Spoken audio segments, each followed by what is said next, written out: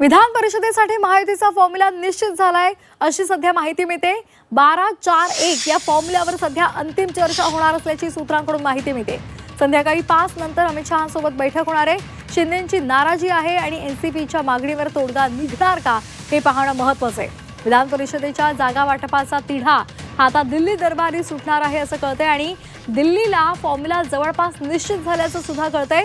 12-4-1 भाजपला 12, शिवसेनेला 4 आणि राष्ट्रवादीला 1 असा फॉर्म्युला निश्चित झाल्याचं कळतंय। उर्वशी गुन्हा आमच्या प्रतिनिधी आपल्याला या संदर्भात अधिक माहिती देत आहेत। उर्वशी, फॉर्म्युला निश्चित झाल्याचं कळतंय, काय नेमकी अधिकची माहिती आहे? विधान परिषदेच्या जागा वाटपावरून महायुतीत च्या हालचालींना दिल्लीत दरबारी आता वेग आलाय असं समजतं आहे। 12 भाजप कायम आणि ठाम आहेत, 4 हे शिवसेना यांना देण्यात येणार आहे। एकनाथ शिंदे नाराज असल्याचं समजतं आहे, पण जे भाजपचे लीडर्स त्यांना शांत करण्यासाठी ज्यांची जबाबदारी होती किंवा आता जेव्हा ते अमित शहांच्या दरबारी पोहोचणार आहेत तिथे त्यांना समजवलं जाणार आहे हे सुद्धा आपल्याला समजतं आहे। आणि तसंच एक राष्ट्रवादी काँग्रेस यांना देण्यात आला आहे। म्हणजेच एका ठिकाणी जिथे राष्ट्रवादी काँग्रेस ही खूप कायम आहे आणि आग्रह आहे की पुणे हे जे आहे ते भाजप हे जे आहे ते भाजपला न देता ते राष्ट्रवादी काँग्रेसलाच मिळायला पाहिजे।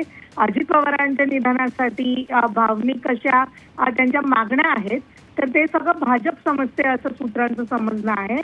पण जे ऑन ग्राउंड या जमिनी स्तराचं जे गणित आहे ते भाजपच्या दिशेला आहे आणि म्हणून पुणे जागेवर अजित पवार गट भावनिक असून सुद्धा ती जागा जी आहे ती भाजपकडे राहण्याची शक्यता आहे हे सुद्धा सूत्रांनी सांगितलं आहे।